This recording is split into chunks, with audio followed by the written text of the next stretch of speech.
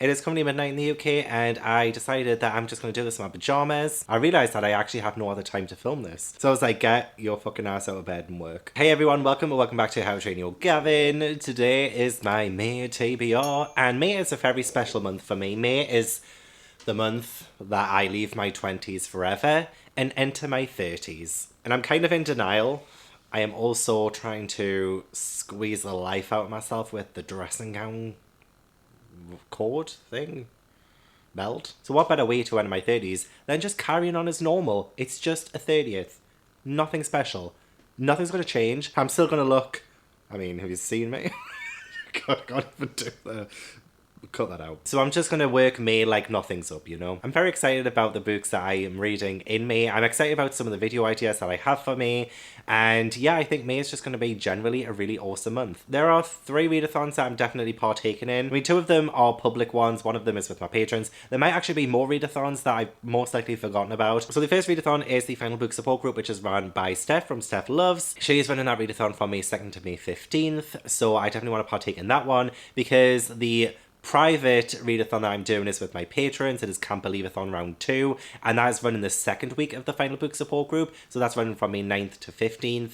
And yeah, me and my Frosthearters and Nevermoorians patrons are doing Can't Believeathon round 2, and I've tied it into the Final Book Support Group kind of angle by having like sequels or books that will complete a series. So I have a TBR for that. I will tell you about it in just a second. But the second and final public readathon that I'm taking part in is Bookoplathon. Becca's Bookoplathon. I am so excited because one of my favourite memories of 2021 is taking part in the 48-hour Bookoplathon. And honestly, I just cannot freaking wait. I'm so excited. That is hosted by Becca from Becca and the Books. And yeah, I'm just freaking excited. So I will be hosting on the live show for that. I will be doing the midnight Bookoplathon sleepover like I did last year. So that is running from May 21st to May 22nd. So like that weekend. So I will leave an announcement video for the Final Book Support Group and Becca's Bookoplathon in the description box. So do check them out so that you can find out like prompts and what the general vibe of the readathons are and things like that. So you do that. So there are 3 book clubs I am partaking in May, and 2 of them are Patreon related. So Patreon wise, I am reading Aggie Morton, The Body Under the Piano by Marth Jocelyn, illustrations by Isabel Falath. I am reading this one with my patrons as a middle grade read, which we've been doing for April and May. I'm really excited. It is essentially like Agatha Christie, like fictionalized as a kid, and she has a friend called Perrault, and you see some inspirations of like Poirot and things like that. And as you can read from the title, she finds a body under the piano. Incredible stuff. I've heard really good things about it, so this is the first book. And then May, Steph, Jade from JD Reads, and Pris from Pris Peruses are doing a book club together for our patrons as well. And we're doing that like bi-monthly, and for May, in June, we are reading Mordieu by Alex Phoebe. I will most likely end up just reading this in June, but I wanted to mention it in this one because, you know, I might try and start it. It is rather thick. But essentially in this one, God is dead, and we're in this like gothic city where people feast off the corpse of God. We follow Nathan, who is getting targeted by like the master of Mordieu because Nathan demonstrates powers on his own. He doesn't need a feast on the corpse of God to get his powers. I have been really wanting to read this for a long time because I mentioned it so many times since getting it, but I am terrified to read it by myself.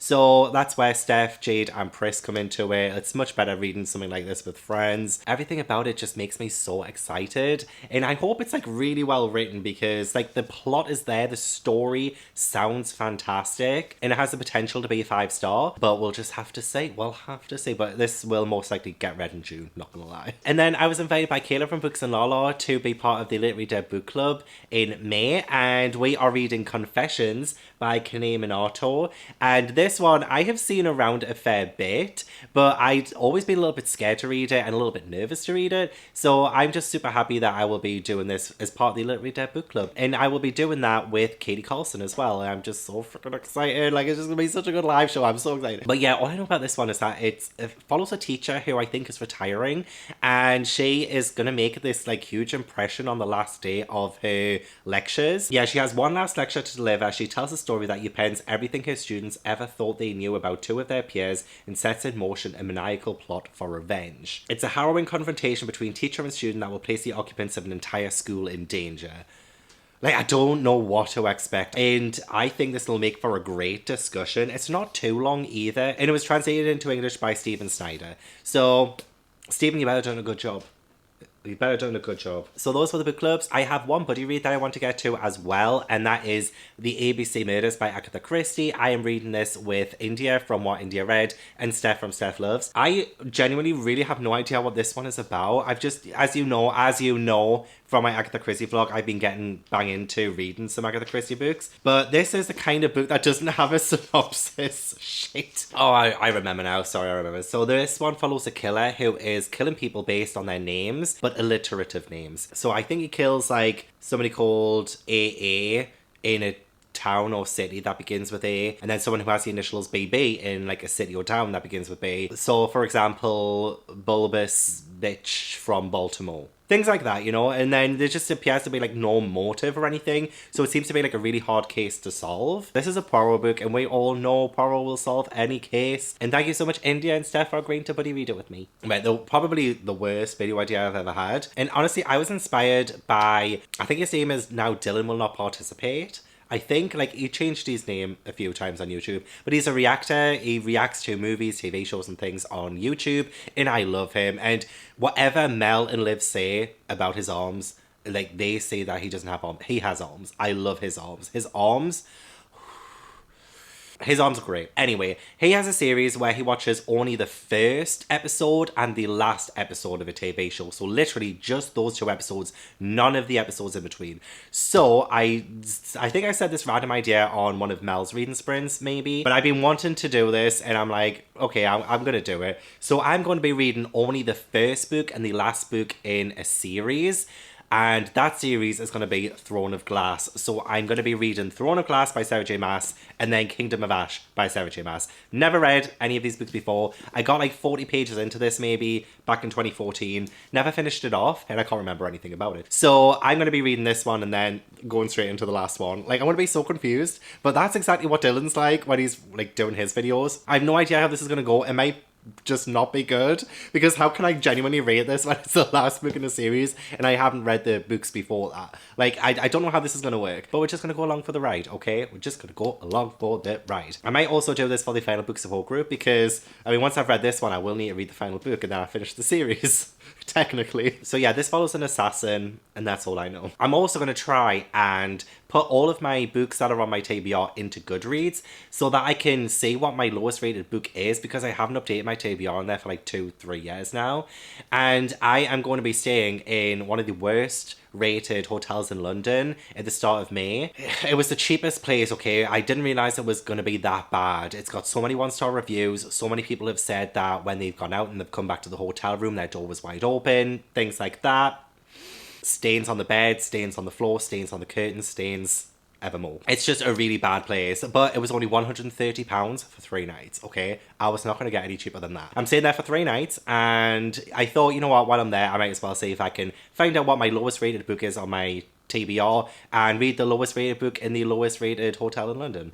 I don't think it's technically the lowest rated hotel in London, but it should be.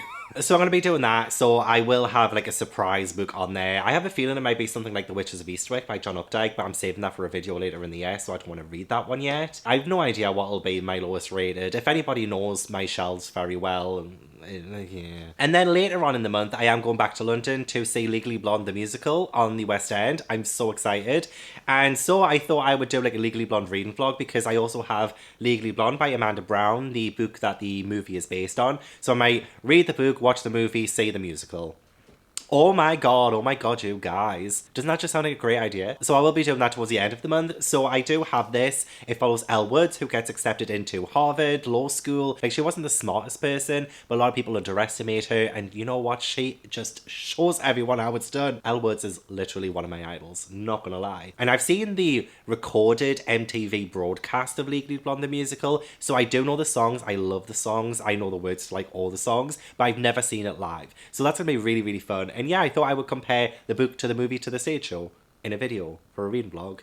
If I have time as well, I do want to try and get to the One Tree Hill books that I have. There are only 2, so I can do these in one vlog, maybe in like a couple of days.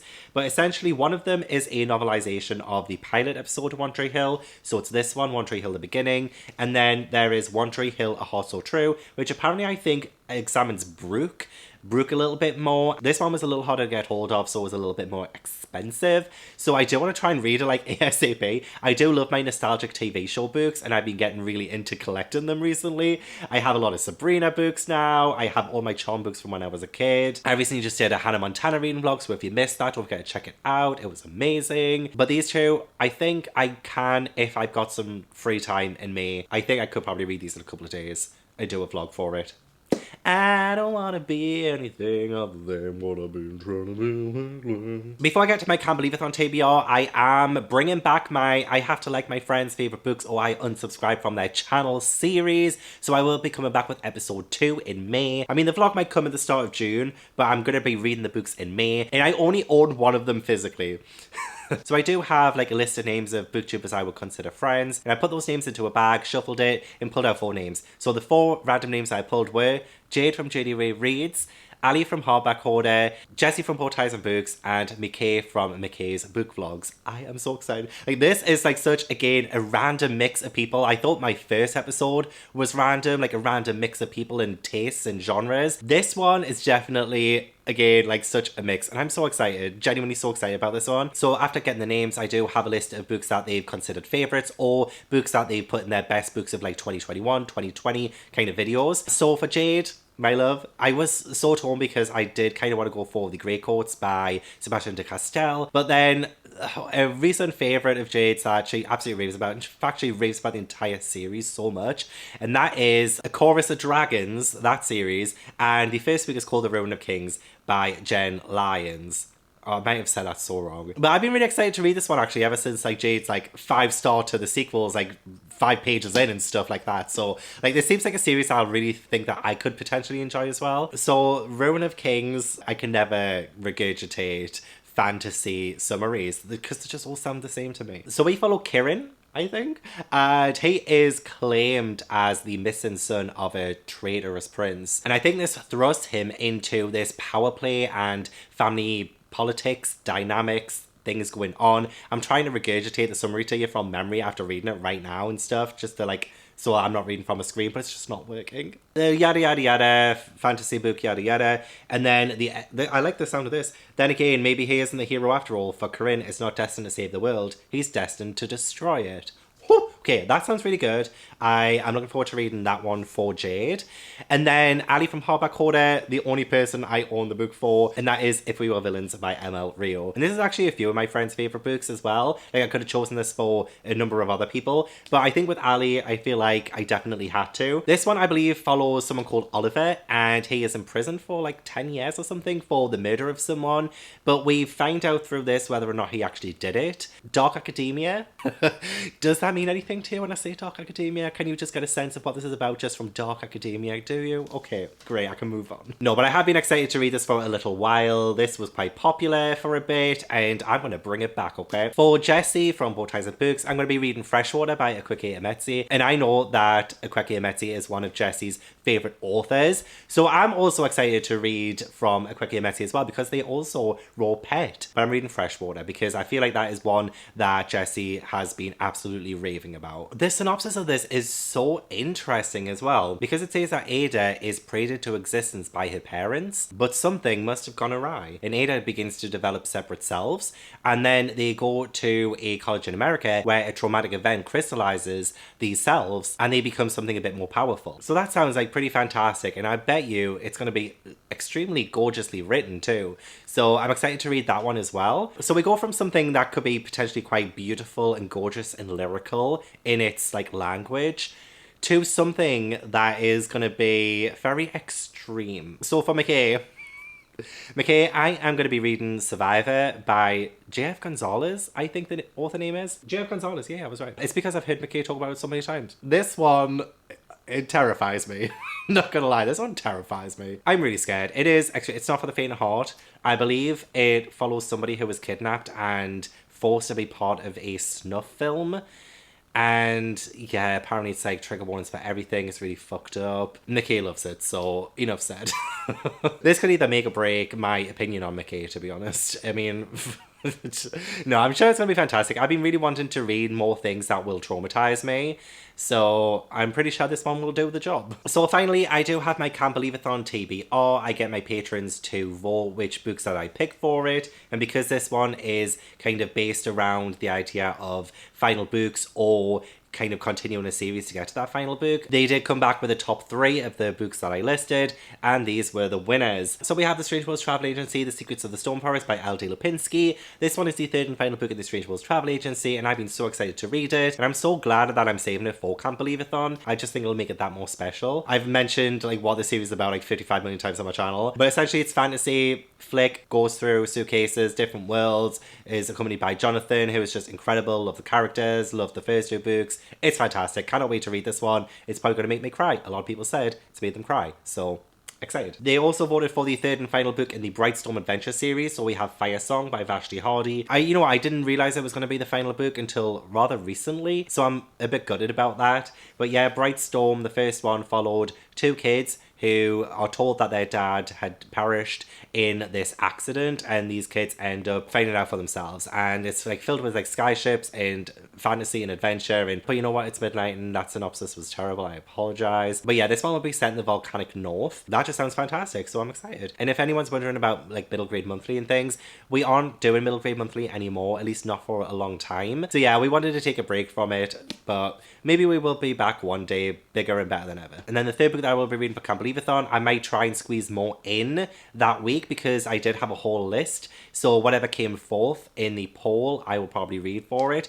But, we'll see how we get on. But the other book that was voted for was The Map Makers by Tamsin Merchant. I've been, again, excited to read this since it came out. I absolutely adored The Hat Makers, which was the first book. So, yeah, we follow Cordelia, who is part of the Hat Maker family, and they weave enchantments into, like, hats and things that can make the wearer do different things. And at the very start of the first book, her dad gets lost on, like, a ship. And it kind of sets off this need to find her father, but it's not really prevalent in the first book. So I think in this one, especially with the title The Map Makers, she goes on an adventure to eventually find her father. Honestly, love the first one so much. I think this one is just going to be just as fantastic. So there we have it. Those were the books that I'm planning to get to in May. Hopefully, fingers crossed. Plans might change. I might end up having new video ideas at like the very last minute like I did last month in April. Oh my god, the amount of times a video came out of nowhere, because it literally came out of nowhere in my head. But yes, don't forget to give this video a like if you enjoy it, and subscribe if you want to see more. Leave all the comments down below, let me know what you're reading me, and if you're taking part in any readathons. I want to give a huge thank you to my patrons for being so amazing and incredible. Love you guys so much. I have a link to my Patreon and all my social medias down in the description box if you want to follow me on anything. You don't have to, but it's there if you want to. And hopefully I will see you in the next video.